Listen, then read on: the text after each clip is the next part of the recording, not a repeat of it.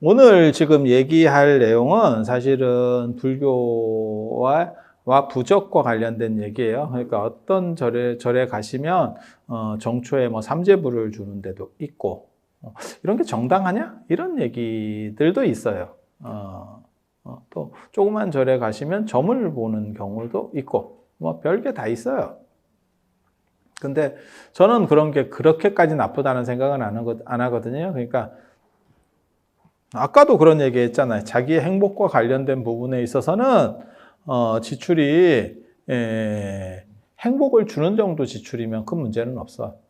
마치 누가 로또를 뭐 1, 2천 원어치 안 그러면 뭐 한 5천 원어치 샀어. 그 정도는 큰 문제가 없어. 근데 로또를 일주일에 내가 20만 원, 30만 원, 40만 원씩 샀어. 그러면 문제가 있는 거죠. 그래서 그 합리적 지출 선상에서 내가 행복할 수 있다면 그러면 문제는 없다고 생각을 해요. 그러니까 크게 돈 안 들이는 차원에서 그런 것들이 나에게 약간 도움이 된다라는 생각을 하고 할 수 있으면 그럼 뭐하고 똑같다고 생각하냐면 그냥 재밌는 장신구? 우리나라에 요즘 들어온 장신구 중에 그거 있거든요.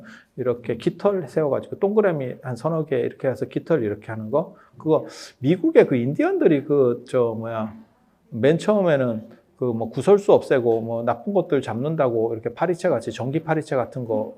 그죠? 그거 하더니 어느 순간부터 그거 겁나 많던데? 그리고 전 세계를 다니면 다 있어요. 그러면 깃털. 그거 얼마 정도 하죠? 한 3달러에서 10달러 정도 사이로 하는 것 같던데? 근데 그런 거 그 정도 해서 붙여놓으면 저는 그게 그렇게 나쁘다는 생각 안 해요. 그런 정도 소모를 하는 거는 문제가 없다라고 생각을 하는 거예요. 그래서 부적도 이 부적이라고 하는 게 단순히 뭐 미신이다 이런 게 아니고 여기에 재밌는 스토리들이 굉장히 많습니다. 그래서 제가 책을 쓸 때 이렇게 썼죠. 애플 마크나 스타벅스 마크가 그 사이렌이잖아요. 그렇게 해서 그게 요정, 어떻게 정령이에요. 그게 이제 물의 요정, 림프 뭐 이런 애들인데, 걔가 노래를 불러서 선원들을 유혹하고 뭐 이런 거죠. 그래서 스타벅스 마크에서 어떻게 보면 거기에 여러분 소리 안 들리죠? 그 마크를 이렇게 잘 들으면 소리가 들려. 그래서 자기도 모르게 끊임없이 글로 들어가서 커피를 주워 마시게 된다. 라고 하는 거거든요. 아니, 그런 주술적 용도가 있는 거예요. 그게 부적이에요. 나이키도 부적입니다. 나이키. 나이키 마크 이렇게 보시면 그게 이렇게 새 날개 같이 생겼잖아요. 깃털 같이. 그게 루브르 가보셨어요? 뭐 어디는 뭐 잘 안 가보셨잖아. 내 주변에는 너무 힘들고 지친 분들이 너무 많아. 이분들을 위해서 제가 혼자 다니는 건 미안하지만 그래도 열심히 다니면서 제가 떠들어 드리겠습니다. 여러분들을 위해서 가는 거예요. 그래서 그 루브르에 가면 3명의 여자를 봐라라고 하는 여자 3대장이 있어요. 그게 밀로의 비너스, 그 다음에 저 모나리자, 그 다음에 사모트라케 섬의 니케, 나이키입니다. 나이키. 니케 나이키는 영어 발음 때문에 나오는 거예요. 그래서 그게 승리의 여신이거든요. 그래서 나이키가 승리의 여신 뭐 이렇게 해서 광고를 예전에 한 적도 있죠. 그 사모트라케 섬에서 발견된 그 니케상의 날개 모습을 보고 그걸 이렇게 그려서 나이키 마크가 나오는 거예요. 그래서 그게 그 나이키 운동화를 신으면 승리한다. 그리고 너는 날르는 건 아니고 그 정도로 좀 더 너의 능력을 향상시킬 수 있다. 이게 부적이에요. 그 주술성이라는 겁니다. 그러니까 그림의 주술성이 어느 정도 내포되면 부적이에요. 우리나라에서 제일 오래된 부적 하면 유판 부적, 유판도 부적이고 그 다음에 저기 울산에 있는 방구대 안곽화 그 부적입니다. 그걸 거기다가 고래도 그리고 뭐 하면서 그걸 잡기를 원하는 거예요. 그 주술적 행위. 그리고 한국을 대표하는 가장 대단한 부적은 태극기. 태극기입니다. 태극기입니다. 그래서 태극기에도 모든 그게 이제 선천팔계, 후천팔계 이렇게 해갖고 도상을 통해서 나타나는 그리고 이게 동아시아를 특징 짓는 문화 구조예요. 그렇다 보니까 불교는 원래 진원 문화인데, 그러니까 말의 문화가 있고 그림의 문화가 있거든. 그런데 이 그림의 문화 속에서 불교가 한 2000년을 살다 보니까 그림이 들어왔어. 불교 안에도. 그래서 불교 부적이 있다니까. 이거 보면 되게 재밌어요. 불교 부적들이 굉장히 여러 가지가 있는데, 고려시대 때부터 나와요. 그러니까 연원이 상당히 오래된 거예요. 그래서, 부처님을 친견하는 부적도 있고, 이게 아마 화장할 때 같이 넣었었던 것 같아요. 그러니까 스님들 화장하고, 고려시대 때 신도들도 화장을 하는 경우들이 있었을 거거든요. 그때 이제 부적들도 같이 넣어서 태워주고, 그리고 불에 타면 그 다음 세계로, 사후세계로 넘어간다라는 개념이 있어요. 그게 유목문화에서 나오는 건데, 그래서 오늘날까지도 돌아가신 물건을 태워주고, 그 다음에 백중 때, 아니면 천도제 때, 그분에게 전달할 물건을 태워주고, 이렇게 태우죠. 그래서 같이 넣었던 걸로 하는데, 지금 현재 남아있는 것들은 탑에 들어갔거나 뭐 이런 것들이 유물이 남아있어요. 없는 거 아니고, 실제로 있는 걸 가지고 얘기하는 거예요. 그리고 부적 종합 선물 세트로 대부분 있습니다. 그래서 여러 부적들을 목판에다가 인쇄를 해가지고 하나로 다 이렇게 찍어내게. 한 방에 다 찍어내게. 그래서 멸죄 성불부, 죄를 멸하고 붓다가 되는 부적도 있고, 그 다음에 정토 왕생하는 부적도 있어요. 이거 극락에, 이런 부적은 수록하면 안 되는데, 이런 거 하면 49제 안 지내도 되잖아. 부적 하나 하면 되는데, 굳이 49제를 지내야 될까? 이런 생각이 드는 거지. 파지옥 부적도 있습니다. 지옥을 깨트리는 부적. 근데 이게 바보다? 왜? 그냥 정토로 가는 부적을 하나 쓰면, 이 지옥 깨트리는 부적은 필요가 없어. 지옥 깨트리는 부적은 지옥에 갈 때 쓰는 거잖아요. 그래서 이제 정토 부적이 뻥크가 났을 때 혹시 지옥에 가게 되면 이 부적을 또 써야지. 탈지옥부도 있고, 지옥을 깨트리는 부적도 있고, 지옥에서 미션 임파서블 이래가지고 싹 빠져나오는 부적도 있고.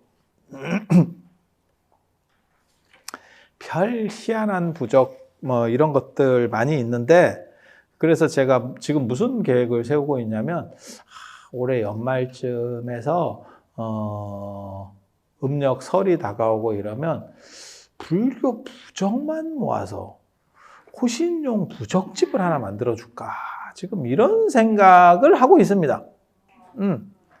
그리고 그 자매편으로 진원, 영어만, 진원만 이렇게 범어로다가 샥 써가지고 그걸 모아서 병풍같이, 조그맣게, 이렇게 호신용으로 딱 만들어가지고 아주 고급스럽게 만들 생각이에요. 좀 그지같이 이렇게 미신틱한 부적 말고 아주 이렇게 딱 천으로 돼가지고 다 이렇게, 해갖고, 부적 종합 선물 세트지. 그래서 주사로 인쇄를 하면 이게 굉장히 괜찮아. 이렇게 해서 이렇게 착 펼치면 부적 세트.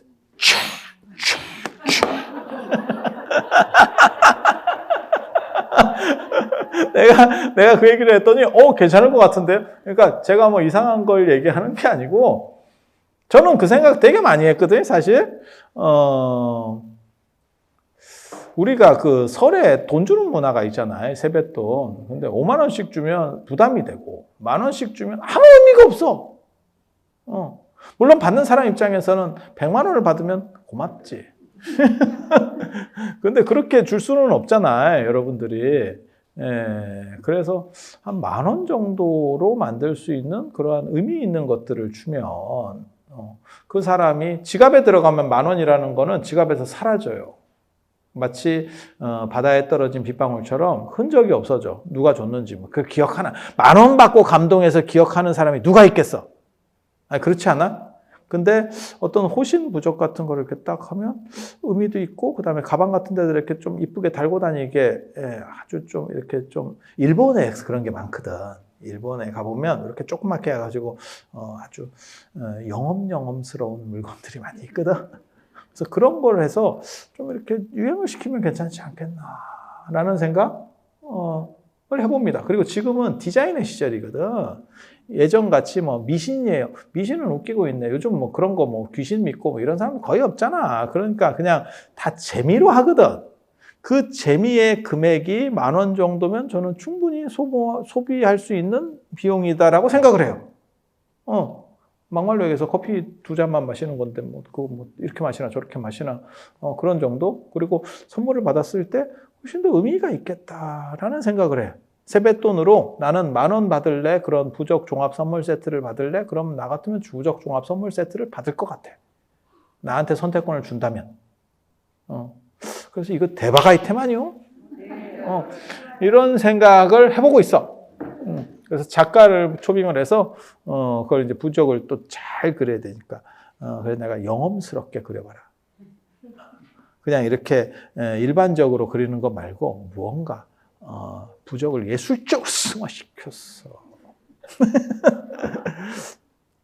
그래서 여러분들이 생각하는 것처럼 부적이라고 하는 게 단순히 음지에서 영험해, 용해요. 그런 거 없습니다.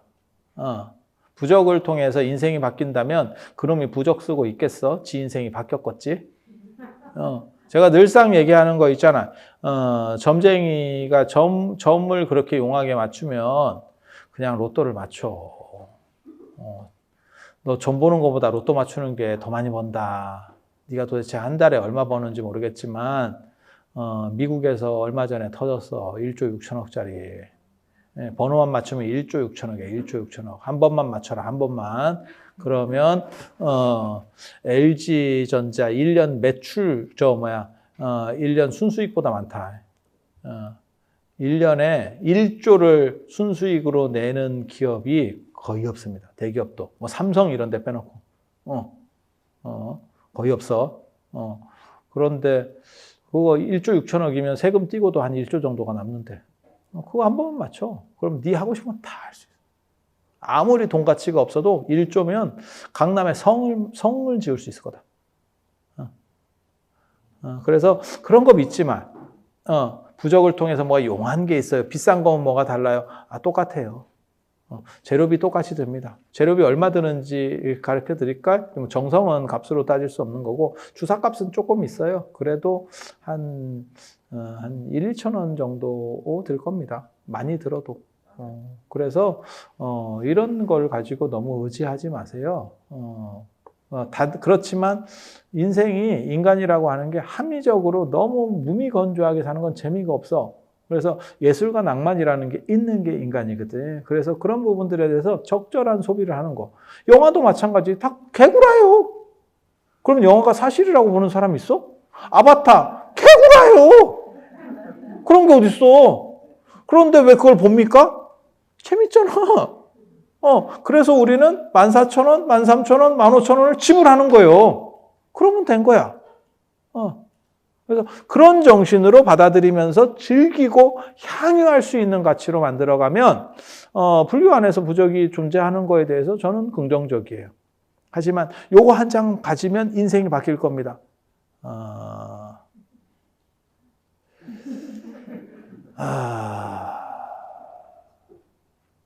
로또를 맞아도 인생이 바뀌지는 않습니다. 진짜 대박짜리 맞지 않으면. 요즘 로또가 워낙 많이 나와서 뭐 10몇억 제가 알기로는 나오는 걸로 알고 있거든요. 그 정도로 서울에 아파트 한 채 사면 끝입니다. 그것도 좋은 아파트를 사느냐? 아니, 그렇지 않지. 아니, 다 아시잖아. 근데 그걸로 인생이 그렇게까지 바뀌겠어? 그 로또보다 더 좋은 게 부모님 로또가 있죠. 부모님 로또가. 그래서 부모님을 잘 만나시면 혼수용으로 결혼할 때 등골 약간 휘더라도 해주시는 분들이 있습니다. 우리 어머니가 로또다라는 생각을 하실 수 있도록 우리 건전 이렇게 공익적인 것도 하잖아. 자, 기도랑 관련된 얘기 말고 부적과 관련해서 부적이 효과가 있느냐? 이런 얘기를 질문에 좀 올려봐. 입술대기 같은 거 붙이는 거는 그걸 부적이라고 입춘대길 같은 경우도 부적이에요. 광범위한 의미에서 부적이에요. 그래서 저도 여기에 그런 얘기들도 썼죠. 그런 거를 입춘첩이라고 합니다. 그래서 글씨를 붙이는, 그래서 부적이 다른 거라고 생각하지 마시고, 우리 어렸을 때 포스터 붙이고 이런 것도 부적이라고 생각하시면 돼요. 그러니까 불조심. 꺼진 불도 다시 보자.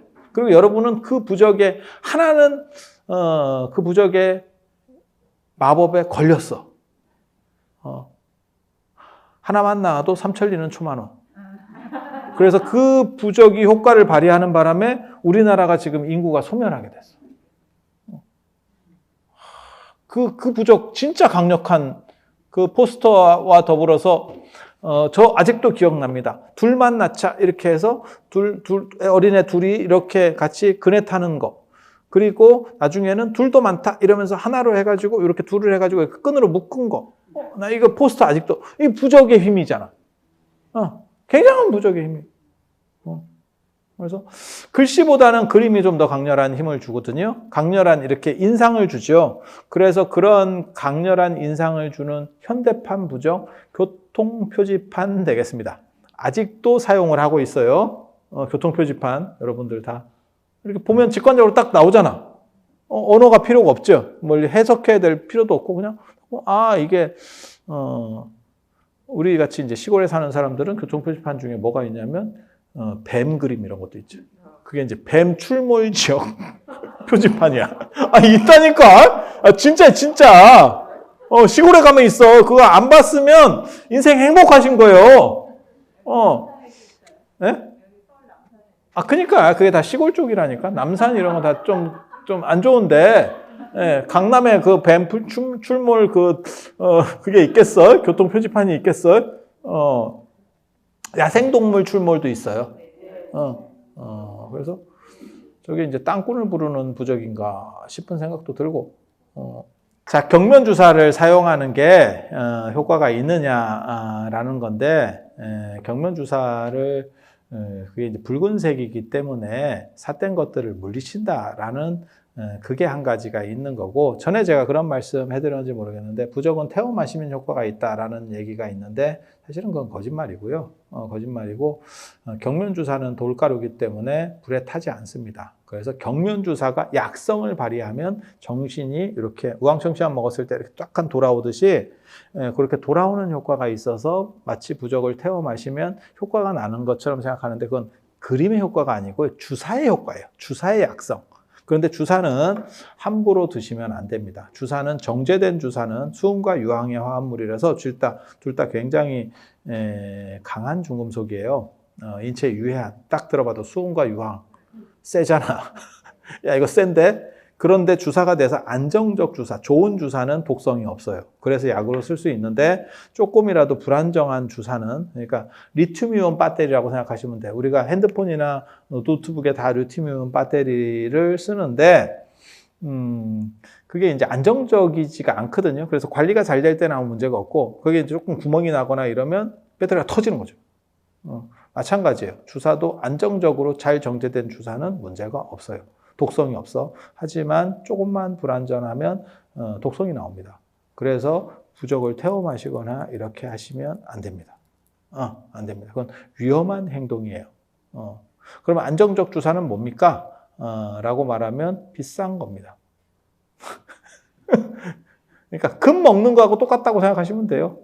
제가 금 식용론자 중에 하나잖아. 제가 금 매니아고 금 찬양자, 이게 조금 별로 이미지가 안 좋을 것 같긴 한데 제가 주술성 이런 거에 대해서 연구를 많이 한 사람이라서 그래서 금을 먹는 문화가 있다라는 얘기를 했었잖아요. 그래서 식용금. 그래서 여러분이 초밥집에 가도 금이 올라오는 경우 있고 그냥 빵집에 가도 금이 올라오고 그 다음에 마사지 하러 가면 금을 넣고 다다다 뚫어주고 그런 거 다 99.99% 금이에요. 그런 건 먹어도 돼요. 그래서 우황청심만 싸는 것도 99.99%짜리를 먹는 거예요. 그런데 우리가 14K를 가지고 그런 걸 하면 거기 쇠가 들어가 있는 거예요. 금 외에 다른 부분 14K가 아마 한 45% 정도가 금일 거예요. 그게 이제 18K는 한 75% 정도가 금일 거고. 그러면 그 나머지는 다른 금속이잖아. 그리고 그 다른 금속에 색깔을 넣으면 로즈 골드, 뭐 핑크 골드, 뭐 이런 게 맞잖아. 화이트 골드 이런 게 잘한다니까 내가. 근데 금이 똑같은 금이라고 18K 갈아 먹으면 그게 다른 금속 들어가서 인체에 유해하다니까. 그래서 그러면 어떤 금을 먹습니까? 좋은 금, 비싼 금, 99.99짜리. 그거는 먹어도 몸에 이거는 뭐 제 개인적 주장인데 몸에 열을 내고 그 다음에 피부 노화를 방지하고 정신을 좋게 하는. 옛날 책에 보면 그렇게 나와. 포박자나 이런 거 보면 그렇게 나와.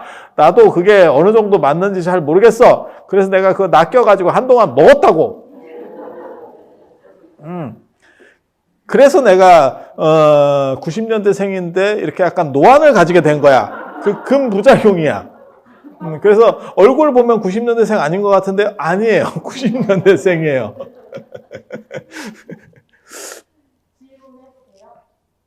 해보셔요. 부적을 샀을 때 사고 나서의 유효 기간이 궁금하고요. 유효 기간이 있어요. 없애는 방법. 그래서 부적의 유통기한이 있느냐라고 하는 건데 보통 한 1년 잡으시면 됩니다. 그러니까 부적에 여러 종류가 있는데 그냥 게시판 같이 아까 그 교통 신호판 같이 만들어 놓은 부적에는 유통기한이 없어요. 그건 그냥 그림으로서 포스터에 유통기한이 있겠어요? 불조심 포스터에 유통기한이 있겠어요? 없지. 그런 거는 아무 의미가 없어. 하지만 어떤 부적에는 거기에 어떤 에너지 같은 걸 넣는 게 있어요. 그러면 그 에너지가 오래되면 배터리 방전되듯이 이게 떨어집니다. 떨어지고 끝나면 다행인데 안 좋은 게 찰 수도 있어. 뭐가 있냐면 예를 들어서 내가 산에서 물을 마시기 위해서 웅덩이를 판 거야. 그러면 물이 고여 있는 거야. 그러면 내가 그걸 쓰고 냅두고 가면 거기에 샘물이 고일 수도 있지만 상황에 따라서는 안 좋은, 썩어가는 거지. 한마디로 말해서. 나뭇잎이나 이런 것들이 고이면서 그래서 안 좋게 될 수도 있는 거예요. 거꾸로.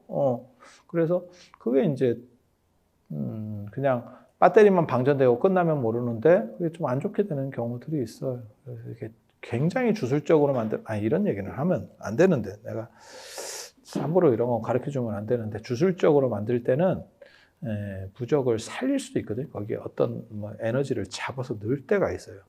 그러면 걔가 인간의 주변을 이렇게 작동을 하면서 마치 인공위성처럼 나를 보호해 주는데 그게 점점 탁해져요. 오래 시간이 지나면. 그래서 나중에는 나쁜 쪽으로 작용을 해요. 나쁜 쪽으로 작용을 해요. 그렇게 되면 안 되기 때문에 그거를 한 1년에 한 번 정도 태워버려서 없애야 돼요. 그냥 태우는 게 좋습니다. 집에서 태워도 됩니까? 태워도 큰 문제는 없어요. 근데 불안하면 뭐 사찰에 정월대보름이라든지, 그러니까 삼재 소각할 때, 입춘 아니면 백중 이런 때 그냥 같이 넣어서 태우면 돼요. 빤스랑 같이 태우시면 돼요. 여러분 빤스 태우잖아. 삼재 때 빤스 태우잖아. 그 빤스에다 이렇게 싹 넣어. 근데 되게 재밌는 거, 이건 진짜 야리한 얘기인데 이런 얘기 자꾸 하면 내가 이미지가 좀 안 좋아질 수도 있는데 제가 어렸을 때 굉장히 주술적인 걸 많이 배웠거든요. 부적을 태울 때 그런 에너지가 있는 부적은 걔가 나갈 때도 있어. 나갈 때 태우면 골치 아파. 들어와 있을 때 태워야 돼. 나갈 때 태우면 얘 통제를 못한다. 여러분은 몰라. 그래서 그냥 1년 지나면 태워. 오래되면 그게 그런 에너지를 독자적으로 움직이는 경우들이 있어요. 그리고 그게 부적에만 있는 게 아니고 돌이라든지 뭐 약간 신령한 물건이라고 생각되는 부분에 그런 게 붙어 있는 경우들이 있어요. 그래서 그런 걸 어떻게 구분할 수 있냐면 이렇게 가만히 이렇게 있는데 어떤 놈이 어떤 사물이 나를 자꾸 쳐다보는 것 같아요. 그래서 저는 제가 문화재를 하는 사람이지만 민속품이라든지 이렇게 오래된 거 별로 안 좋아합니다. 오래된 거는 불을 통과하면 그게 없어져요. 제가 그래서 그런 얘기 하잖아요. 이 세상에 존재하는 금이라고 하는 것들은 모두 다 옛날부터 내려오던 어떤 쉽게 말해서 어떤 사람이 가졌던 물건 뭐 이런 것들이 계속 누적되는 거겠지. 그죠? 반복되겠지. 녹으면서. 하지만 불을 거치면 그 에너지들은 다 차단돼요. 그래서 삿된 기운이 범접하지 못하게 할 때 여러분 결혼식 할 때도 결혼할 때 함으로 함지고 들어갈 때 바가지를 깨는 경우도 있지만 불 같은 걸 이렇게 태우고 그것을 뛰어넘는 경우도 있어요. 아니면 불을 뛰어넘는 게 힘들면 황토 같은 거를 이렇게 해놓고 황토를 넘어서서 황토가 불의 역할을 한다라고 생각을 하는 거예요. 그래서 불을 넘어서지 못하기 때문에 이제 1년에 한 번 정도 태우면 그때까지는 그렇게 나쁜 기운이 생기지 않아요. 그리고 오래된 물건은 안 좋은 기운이 있는 경우들이 상당히 많이 있어요. 그거는 그걸 가졌던 사람들, 명품에 더 그런 게 있습니다. 사람이 집착하게 되거든요. 그래서 그게 이제 금속이라든지 나무에는 그런 에너지가 잘 안 붙어요. 근데 금속이라든지 뭐 보석이라든지 이런 데는 그런 에너지가 잘 붙습니다. 그래서 그런 쪽에 문제들이 생기는 경우가 가끔 있어. 그래서 오래된 금이나 보석이 있으시면 저한테 갖고 오시면 되겠어요. 제가 처리할 수 있습니다. 그럼 처리하고 나서 다시 주느냐? 아니 그건 이제 그때 가서 제가 자비심을 베풀을 수도 있고. 내가 말하면서도 너무 약간 야리한 것 같은데. 부적 아닐까요? 금강정. 그만해. 커피 쿠폰 하나 줬잖아. 그거 안 줘도 되는데 이거 궁금해서.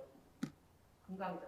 모든 상징이 있는 것들은 부적의 의미가 있어요. 그런데 금강저 같은 경우는 그림으로 나올 때는 모르지만 일반적으로는 형체로 나오니까 그래서 그림으로도 가능해요. 그림으로도 가능해요.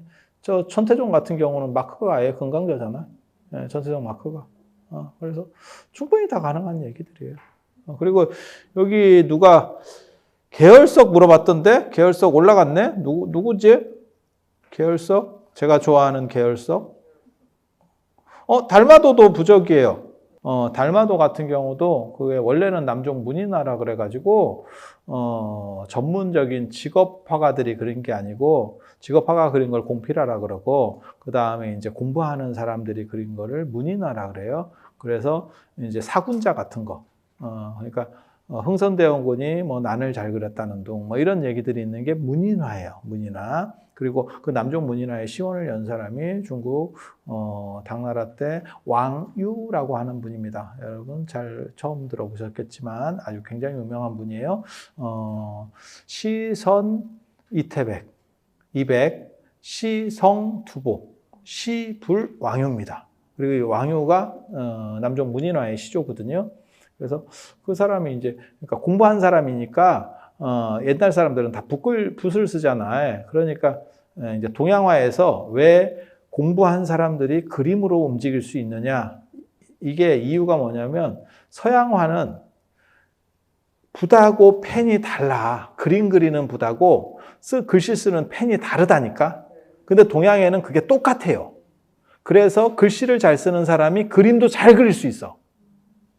놀리는 게 거의 논리 구조가 비슷해. 구조가. 그래서 공부하는 사람이 여가에 이렇게 자기의 경계를 표현하려고 잘 그리는 그림이 아니고 운치 있는 그림들을 그려요. 그걸 문인화라 그래요. 그 중에 이제 선불교가 유행할 때 나오는 게 달마도입니다. 달마도. 근데 달마도를 보면 눈깔이 이렇게 해가지고 그거는 눈꺼풀을 띄어서 그래요. 달마가. 나중에 너무 졸려서 눈꺼풀이 천근만근하니까 이걸 탁 띄가지고 탁 던지니까 뒤에서 차잎이 올라왔다. 뭐 이렇게 눈꺼풀에 생긴 차잎이 올라왔다. 라고 하는 그냥 썰입니다. 썰. 그런데 그걸 그려놨기 때문에 달마는 이렇게. 근데 이렇게 생겼기 때문에 모든 곳을 다 보고 새콤입니다. 새콤. 고대판 새콤이 달마도입니다. 그래서 달마도 하나만 놓으면 모든 것들이 못 들어온다. 말이야 이러면서 참고로 말씀드리면 원래 부적이라고 하는 거는 가롱실천의 포박자 4편에 보면 나무에다가 조각하는 겁니다. 그래서 나무 패 같은 걸 가지고 다니는 거고 그리고 그것을 찍는 걸 방식으로 바뀌어요. 그래서 지금같이 그리는 방식은 훨씬 더 연대가 떨어지는 겁니다. 그러니까 패가 제일 좋은 거예요. 패가. 부적 패. 마치 호패같이. 그리고 그 만드는 부적 나무도 정해져 있어요. 사실은. 그게 은행나무 같은 거, 오래된 은행나무. 그 다음에 여러분들이 그냥 흔히 알기로 가장 유명한 나무는 벽조목이라고 벼락 맞은 대추나무 들어보셨을 겁니다. 대추나무는 속이 빨개서 주사처럼 붉은색 불을 상징하는 거고 그 다음에 벼락을 맞으면 그 벼락의 기운이 그 안에 쫙쫙쫙 들어가 있다는 거예요. 그 벼락의 기운이 들어간 거 필요 없죠. 왜? 우리 같은 사람에게는 금강저가 있기 때문에 이 금강저가 벼락이거든. 또 이게 딱 있잖아. 그리고 재밌는 얘기 해드릴까? 이거 사람들이 자꾸 이거 어떻게 만드냐고 이거 똑같은 거 만들어 주시면 안 돼요? 이게 손으로 쥐기도 좋고 호두보다 나아. 그리고 이게 어디 아플 때 쑤시기 벼락 들어간다. 벼락. 어우, 벼락 맞았어. 오른쪽으로 돌리면 벼락이 이렇게 스프링 구조로 해가지고 싹 들어가. 이렇게 굉장히 튼튼해. 순우는 아닌 걸로. 순운이라고 누가 얘기했는데 순운은 아닌 거야. 순운은 이렇게 강도가 안 나와요. 그래서 한 925 정도 스털링 실버라고 하거든요. 그런 거 아세요? 네. 보통 이제 장신구로 많이 쓰는 게 다 925예요. 그걸 순은이라고 해요. 그냥 999 49을 순은이라고 안 하고 925도 순은이라고 해. 그 정도의 강도를 가진 것 같아, 지금 이걸로 보면. 그래서 제 손으로도 안 이어져, 이게. 제가 시도를 해봤는데. 그래서 이거 어떻게 만들 수 있냐고. 근데 이거 저 만들어준 분이 이거 30돈이고 뭐 40만 원이고 뭐 이랬었어요. 근데 이거 틀이 없어졌다고. 근데 요즘 근데 뭐 다시 틀을 제작하고 있다고. 그래서 부적 쓰는 사람에 따라서 교재가 있는 거예요? 아니면 무슨 기운을 받아서 자기가 막 두 종류 다 있어요. 책을 보고 그리는 부적도 있고, 신내림 받고 뭐 신기 있는 사람들은 자기 그 필을 그려요. 마치 예술가가 영감을 가지고 하듯이 그림도 그렇게 영감으로 그리고, 그 다음에 시 같은 거 쓸 때도 그러거든요. 저희 같은 경우도 글 쓸 때 이렇게 딱 졸고 있다가 갑자기, 하면서 쓰거든? 제가 밴드에다 글 쓸 때 그런 식으로 쓰는 거예요. 기차 안에서 졸다가 이거 에너지가 큰가요? 아닙니다. 뭐 금이 더 에너지를 많이 가지진 않아요. 그러니까 금은 금 자체로서의 에너지를 가지는 거고 부적은 부적 자체로서의, 그러니까 부적은 주사예요. 주사가 대장. 그리고 그림이 에너지를 가지는 경우가, 그건 이제 달마도 같은 태극기 뭐 이런 것들. 그런데 특수한 경우를 제외하고는, 아주 특수한 경우를 제외하고는 이게 뭐 세상을 바꾼다거나 할 정도의 그런 건 없어요. 그런 거는 그냥 재미 삼아서 뭐 신선전이나 열선전 같은 유향이나 이런 사람들이 쓴 그런 정도에 나올 법한 이야기들이지, 여러분들이 경험할 수 있는 그 범위 안에는 없습니다. 저 같은 사람들은 그런 거를 체록하고 조사 다니고 했었기 때문에 그런 것들에 대해서 좀 더 깊이 아는 거고, 일반 사람들이 경험할 일은 없습니다. 그러니까 장화홍련 같은 귀신도 있을 수 있어요. 하지만 일반적으로 귀신을 경험한다고 해서 장화홍련 같은 귀신을 만날 확률은 없습니다. 그렇기 때문에 그거는 선택지 안에서 제외를 하셔도 돼요. 제가 이제 좋아하는 것 중에 하나, 계열석.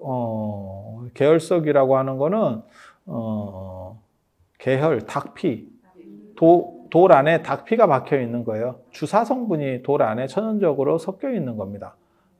그래서 그렇게 붉은색이 나는 돌을 가지고 뭐 도장 같은 걸 만들면 그게 이제 벽조목 도장보다, 벼락 맞은 대추나무 도장보다 더 위로 보는 게 있어요. 그래서 그런 걸로 이름을 찍으면, 그리고 참고로 말씀드리면 그거 있어요. 도장이 부적이에요.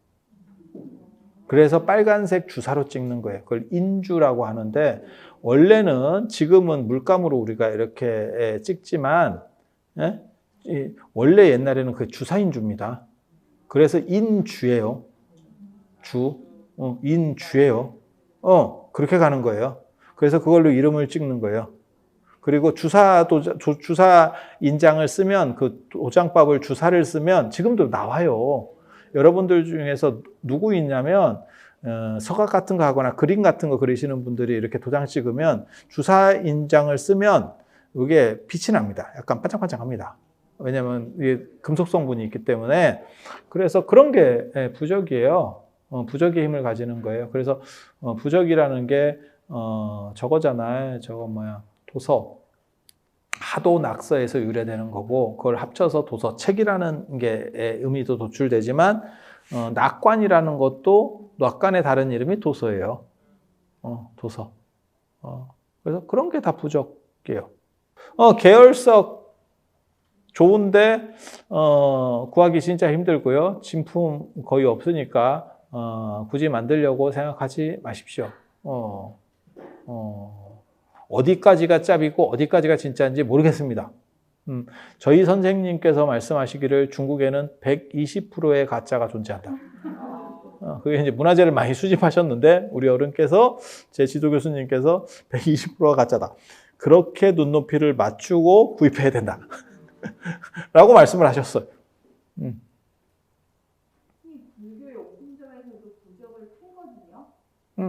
그런 대량적인 부적하고요. 절에서 연초에 그 관진 부적이나 그런 거를 이렇게 팔잖아요. 그거랑은 같은 품으로 보면 안 되죠? 참고로 말씀드리면 그 불교용품점에서도 부적을 팔고 그게 뭐 3,000원에 파는 것도 있고 5,000원에 파는 것도 있고 10,000원에 파는 것도 있고 잘 모르겠는데, 저도 그걸 사보지는 않아서 자세히는 잘 모르겠는데, 그거는 이제 계속 어떤 분이 계속 쓰고 있는 거예요. 그리고 그걸 외워서 쓰는 거기 때문에 훨씬 빠르겠지. 그렇게 해서 그걸 납품을 하는 건데, 절에서 대량으로 줄 때도 그런 걸 사다 주는 경우입니다. 그 스님이 다 쓴다고 생각하지 마세요. 그리고 법명도 그런 거예요. 이런 얘기 해서 되려나 모르겠다.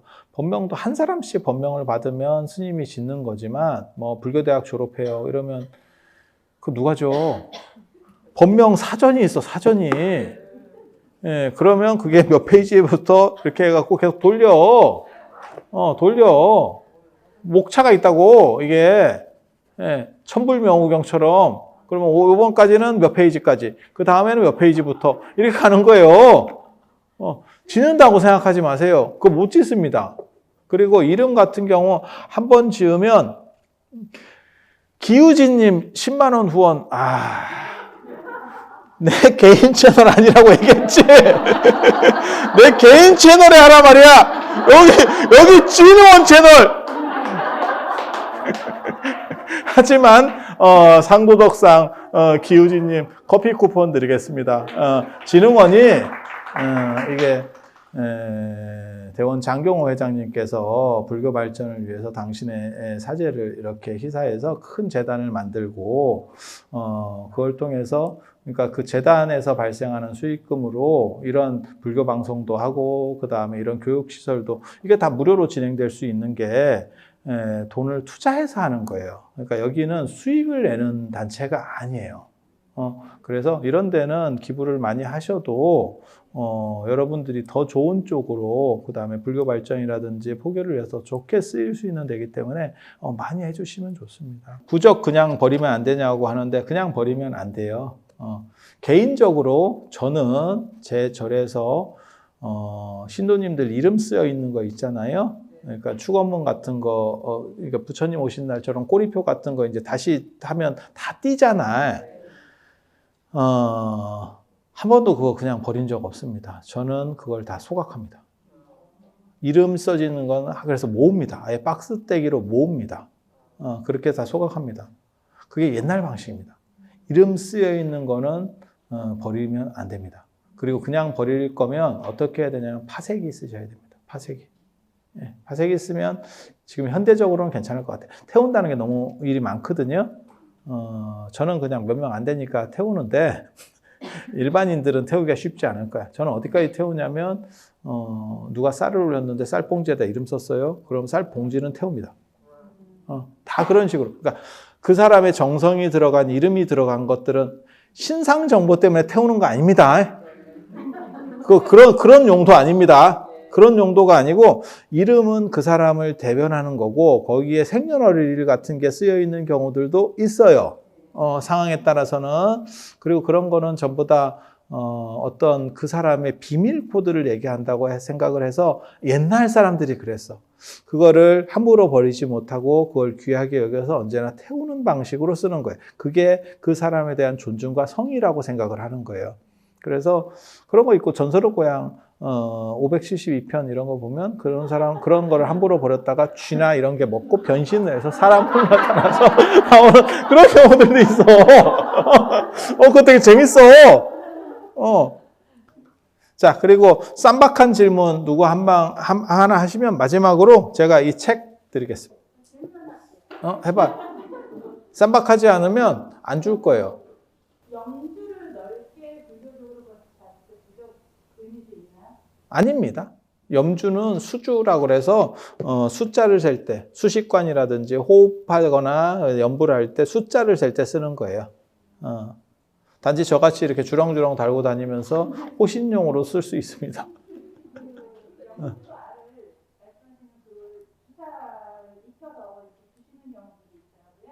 주사가 들어간 염주알이 최근에 나오고 있습니다. 근데 주사는 잘 깨지는 성질이 있어서 주사만 가지고는 염주를 만들기가 쉽지 않아요. 그래서 그거를 다시 가루를 내서 압착을 하고 코팅을 해서 나오는 물건들이 지금 있습니다. 있는데 그게 이제 구멍을 뚫어 놓다 보니까 그쪽으로 빨간 물이 좀 새서 옷에 물이 들거나 하는 경우들이 있습니다. 그래서 약간 주의를 하시면 좋겠고요. 그렇지 않은 경우에는 범용으로 나올 때는 플라스틱이나 돌가루에 섞어서 주사를 넣고 이렇게 돌리는, 그러니까는 그냥 많이 대량으로 찍어내는 거죠. 왜냐하면 주사가루 100%를 해서는 가격이 비싸지니까. 이해가 되시죠?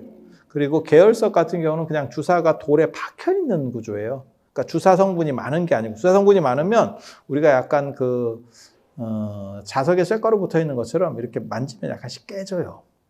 주사 성향이 그래. 그래서 경면주사라고 하는 게 경면산에서 나온다는 설도 있고, 마치 그 주사의 원석이 약간 거울 같은 느낌이 나기 때문에 경면, 거울면, 이다라고 하는 썰도 있습니다.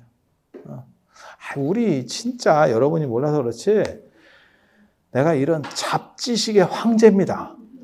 내가 죽으면 이런 거를 과연 도대체 이 나라에서 누가 알기는 알까 싶을 정도로 저도 슬픕니다. 내가 어떻게 눈을 감을 수 있을지 모르겠어. 이거를 다 얘기를 해줄 수도 없고 나 미치겠다.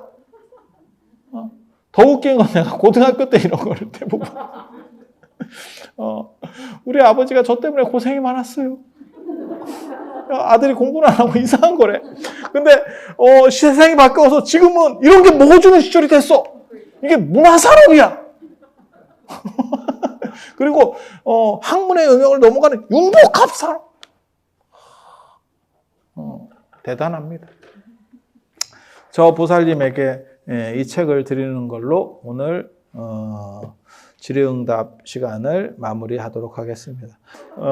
그러면 다음 시간에는 부처님은 왜 출가했을까? 부처님은 왜 출가했을까? 지금 금수저를 타고 났는데 도대체 무엇을 위해서 출가를 했을까? 그 얘기를 다음 시간에 주제로 잡고 오늘은 이상 마치도록 하겠습니다. 자, 들어서 감사합니다. 그리고 유튜브에서 댓글 다신 분들 감사드리겠습니다.